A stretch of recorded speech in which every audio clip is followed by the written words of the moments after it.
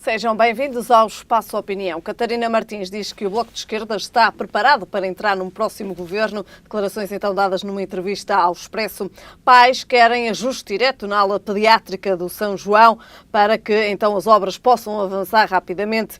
Falamos das críticas a Rui Rio, falamos também do IVA, deve ou não penalizar concertos ao ar livre, então a questão. E para fechar, falamos do Irão e dos Estados Unidos, o futuro. São então estes os temas que temos hoje em análise, comigo em estúdio. Albino Almeida. Albino Almeida, obrigada desde já pela sua presença. Obrigado. Albino Almeida, começamos precisamente por falar em Catarina Martins e no Bloco de Esquerda, que diz então que Catarina Martins está preparado, o Bloco de Esquerda, para entrar num próximo governo. As declarações são dadas numa entrevista ao Expresso. Também aqui já tínhamos abordado, digamos assim, a relação entre o Bloco de Esquerda e o PS. De facto, Albino Almeida, como é que podemos encarar estas declarações de Catarina Martins? Uma saudação a todas e a todos os que têm a possibilidade de nos ver e ouvir. Queria, naturalmente, lembrar que nos nossos comentários já passámos por aí. Ou seja, a noção... Aliás, Boaventura Sousa Santos também dá uma entrevista a semana passada em que diz que os partidos de esquerda têm mostrado uma grande capacidade, têm sido muito pragmáticos. A solução chamada geringonça tem sido pragmática.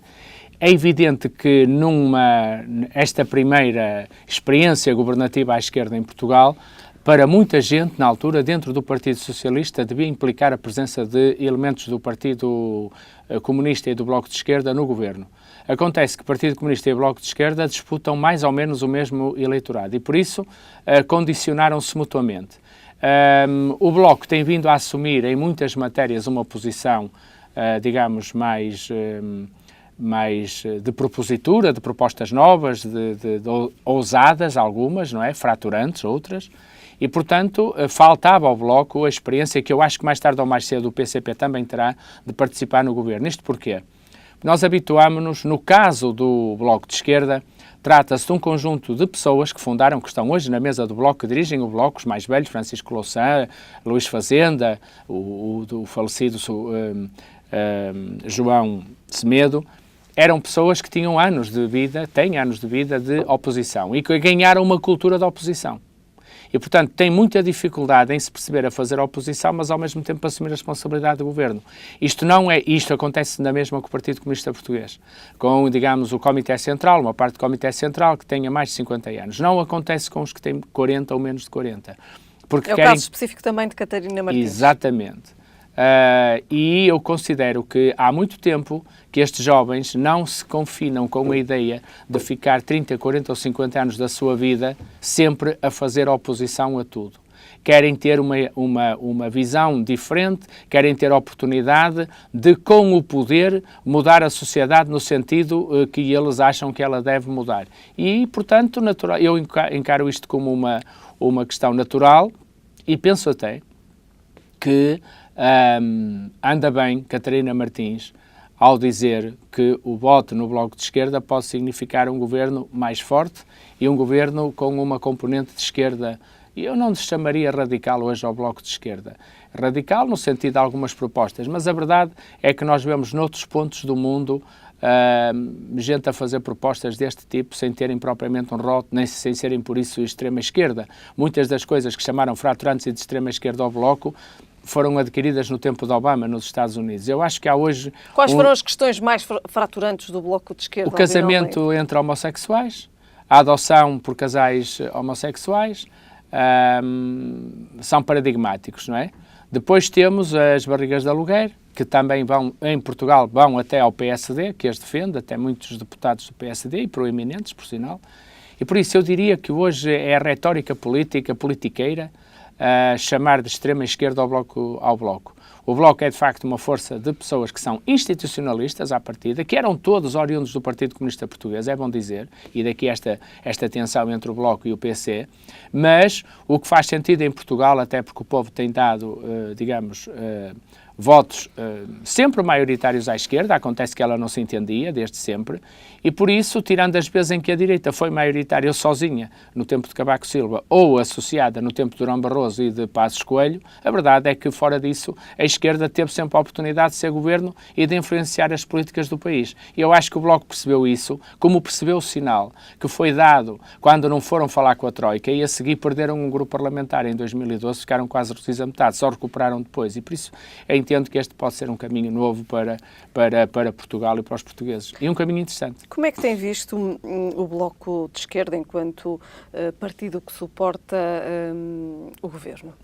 A gerir as contradições internas. Há muita gente no PS que não queria esta solução, eu diria menos gente agora do que havia no início. Muita gente no início achou que o Bloco devia estar fora de qualquer compromisso com a governação, assim como no PC. Isto no Bloco era patente, era notório. Havia desde logo gente que dizia que o Bloco nunca devia pertencer ao governo, como há lá dentro. Dou-lhe um exemplo, por exemplo, aquele senhor André Pestana do famoso sindicato Stop, cuja legitimidade ninguém conhece, ou seja, não sabe quais são os associados, quem que a Assembleia Geral foi eleito, que órgãos sociais tem, não sabemos nada, mas sabemos que é um militante do Bloco de Esquerda que é contra qualquer entendimento, é contra qualquer presença do Bloco no governo. Haverá mais Andrés Pestana no Bloco de Esquerda? E por isso eu diria que esta é uma solução que tenta fazer uma experiência e o Bloco ao longo destes anos teve uma posição de reivindicar sempre, identificar-se com aquilo que mais ia ao encontro das suas reivindicações, mas manter um espaço de distanciamento de algumas políticas. Vai ser interessante perceber como é que isto funciona dentro de um governo. E, portanto, eu estou convencido que é uma experiência que pode ser muito interessante sob vários pontos de vista, não é? A própria solução governativa é já mesmo em termos europeus entendida como uma experiência a ter em conta. No momento em que o que temos tido são o crescimento da direita ultra-reacionária e alguma até fascista, como em Itália.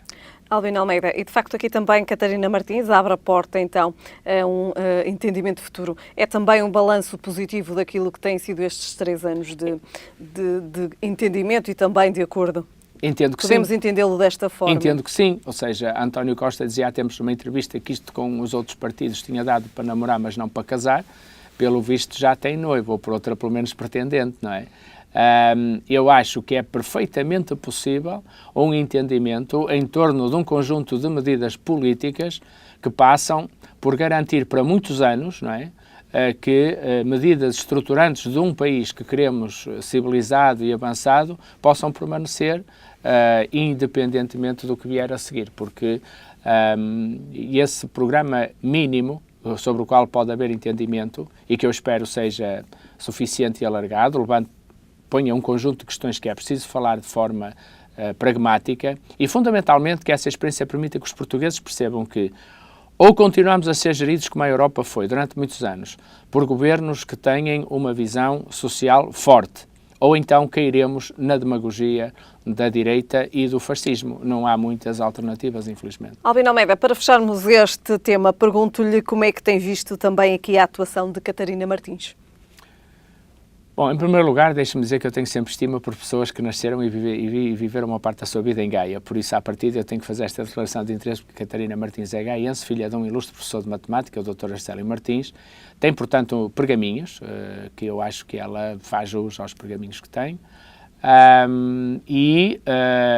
Tem sido, afirmou-se, como sabe, a solução Catarina Martins não veio sozinha, veio na altura de par com João Semedo, mas depois ela autonomizou-se, o que significa que ela consegue para fora transmitir aquilo que são as ideias fundamentais do partido, para as quais tem consenso dentro, sabendo, como eu expliquei, que o partido não vê toda a realidade política da mesma maneira, mas ela tem conseguido fazer pontos com os dois lados, os que defendem uma posição pragmática e realista que muda a vida dos portugueses e aqueles que acham que o melhor era estar sempre na oposição. Muito bem. Albino Almeida, passamos então ao próximo tema, depois então de termos analisado aqui algumas declarações de Catarina Martins em entrevista ao Expresso. Falamos agora de saúde, falamos dos pais que querem ajuste direto para a ala pediátrica do São João, para então estas obras poderem avançar rapidamente. Albino Almeida, mais uma vez aqui também abordamos esta questão da ala pediátrica do Hospital de São João. Bom, eu tenho pena que até hoje nenhum governante tenha dito aos portugueses verdadeiramente o que é que se passa com a ala pediátrica. Mas a verdade O também... que é que falta saber, Albino Almeida? Fundamentalmente o que Ou falta... é preciso saber? Exatamente. Fundamentalmente o que falta saber é que aquilo é uma iniciativa privada.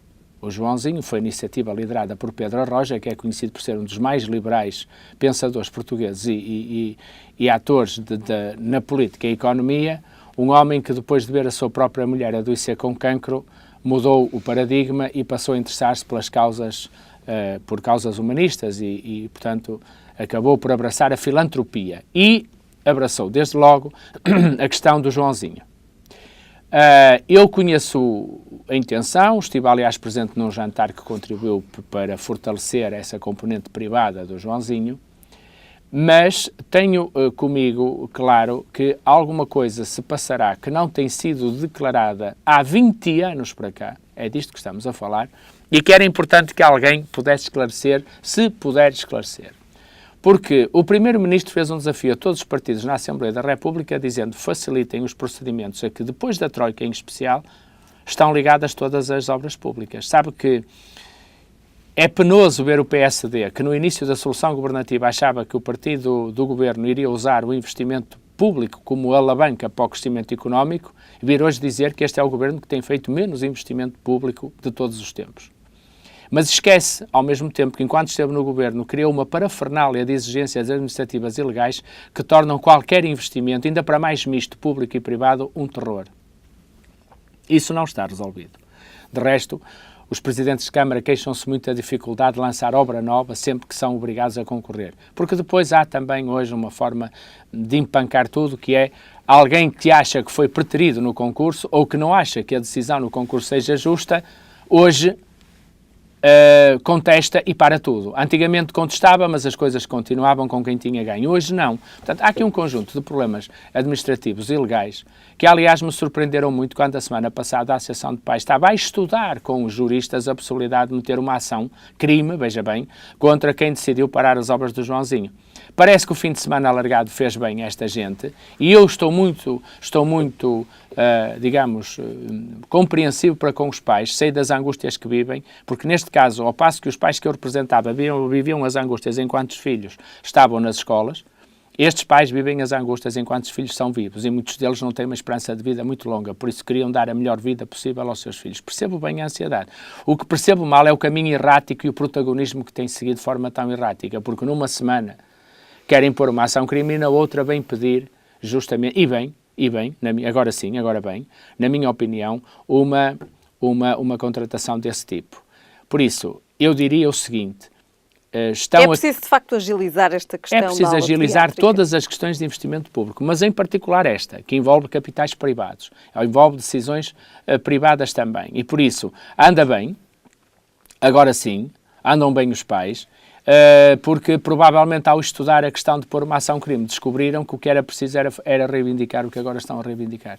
Que de facto é este ajuste direto. Claro, porque as pessoas cumprem a lei não podem ser incriminadas por cumprir a lei. Se cumprir a lei implica parar obras, e eu acho que implica, neste país, neste momento, implica não avançar com obra, alguém é responsável, mas então é um coletivo global chamado República, a Assembleia da República, e não propriamente quem decide cumprindo a lei. Como é que se resolve? Aligeirando ou criando uma exceção específica para este caso. É isso que os pais estão a pedir e eu acho que deve ser atendido. É de facto uma situação que acaba também por ser uma exceção. Exato, e para situações excepcionais, soluções excepcionais. Que é o caso. Albino Almeida, muito bem, depois então de termos aqui também abordado esta questão da ala pediátrica do São João, que também já falámos por diversas vezes, falamos agora do PST e falamos das críticas internas a Rui Rio. Albino Almeida, de facto aqui adensam-se as críticas. Bem, eu acho que a direita, toda a direita na Europa também está a ser contagiada pelo fenómeno que há uns anos nasceu, que é o Sr. Nat Gingrich. O Sr. Nat Gingrich, há uns anos atrás, arranjou uma espécie de cartilha em que entendia ele e defendeu e praticou, porque era speaker dos republicanos no Congresso, que a melhor maneira da direita chegar ao poder era lançar questões como a homofobia, como o racismo, questões de caráter, mentir, criar notícias falsas, tudo isto era a cartilha do Sr. Nat Gingrich. Temos hoje, claro, que 2 presidentes chegaram ao topo da hierarquia do seu país desta maneira, mentindo, fake news e fazendo uma campanha absolutamente miserável em que não dá uma cara. Foram eles o Donald Trump e foram eles o Bolsonaro. O Dr. Marcos Mendes é um recém-convertido à teoria do Sr. Ned Grinch, segundo o que ele acha, esta oposição não é feita a partir da política, mas é feita a partir de casos e, como ele diz, as falinhas mansas significa fazer política, olhar para a política, não só a que se critica, mas aquela que se poderia fazer no lugar da que se critica. Outros acham que não, é importante lançar mentiras, atuar sobre os adversários, que assim chega-se lá mais depressa. É a conversão última do Dr. Marcos Mendes, mas enfim, eu espero que tão pequeno olhar, vindo de uma pessoa que tem politicamente responsabilidades, mas que enfim resolveu agora ter um olhar mais pequeno sobre a política, possa não ir muito mais além do que um estado de alma. Albino Almeida, de facto estas críticas internas a que se assistem relativamente a Rui Rio, são críticas fundamentadas? Bem, para quem tem pressa de chegar ao tacho, ao pote, como dizia o Passos Coelho, na altura empurrado que foi também para lá chegar, eu acho que são críticas descabeladas e críticas de quem tem sede de poder. Tão simples como isso. Porque se nós observarmos política a política, iríamos ter uma noção de que um PSD, neste momento, tirando um PSD liberal de Passos Coelho, não faria muito diferente do que está a ser feito. E essa é que é a razão de fundo para a qual Rui Rio olha para as políticas que estão a ser feitas, critica naturalmente o que acha que tem que criticar, mas muitas ele acha que faria mais ou menos da mesma maneira, e é coerente e é honesto. Talvez a honestidade e a coerência em política cada vez rendam menos votos, mas isso tanto é para o Dr. Rui Rio como é para qualquer político. Albino Almeida, faz sentido falar ou pensar até mesmo num bloco central, que é aquilo também que desde que Rui Rio então assumiu aqui a presidência do PST se tem falado? Bem, ou se tem colocado em causa muitas vezes? Eu acho que Rui Rio olha para isto como o Vítor Constâncio olhava para a política no tempo dele. Se não fosse Vítor Constâncio, a visão pragmática que teve, nós hoje não tínhamos a revisão constitucional de 82 e, por exemplo, não tínhamos empresas privadas em muitas áreas, na banca, na televisão, etc. Portanto, há momentos em que os partidos, não estando no poder, podem ser decisivos para mudar a face de um país. Vítor Constâncio foi, em 82, criando as condições para que em 85 aparecesse um primeiro-ministro chamado Cavaco Silva, que depois teve 10 anos no poder até 95. Na verdade, essa vitória, essa mudança do país deveu-se muito ao pragmatismo, à calma e à serenidade de Vítor Constâncio. É evidente que para os socialistas não foi grande coisa, porque estiveram 10 anos fora do poder, mas o país avançou.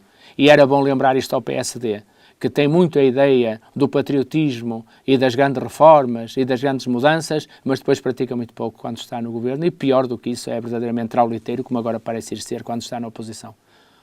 É assim que considera também estas declarações de Marcos Mendes?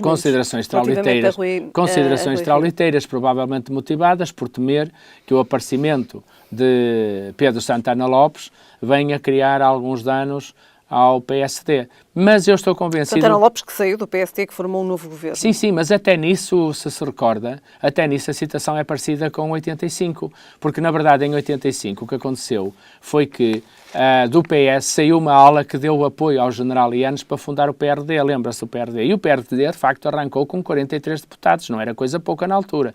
A verdade é que durou uma legislatura, eu estou convencido que o Partido da Aliança durará se calhar nenhuma legislatura. Vamos ver o que é que acontece, porque vão ter um teste em maio, que não tem grande significado, mas depois nas legislativas vão estar aí. Pode dar também aqui, Albino Almeida, peço desculpa tê-lo interrompido, este partido de Santana Lopes, a Aliança, então, como é chamado, pode vir dar também uma lufada de ar fresco na política nacional? Não acredito. As velhas pessoas não trazem novas soluções. E as novas soluções que temos em cima da mesa são muito mais, veja bem. Aquele que poderia ser o mais radical dos putativos candidatos a presidente do PSD, um tal André Ventura, vem dizer que se fosse primeiro-ministro, o ministro da Justiça seria o juiz do DCIAP, o Sr. Dr. Carlos Alexandre.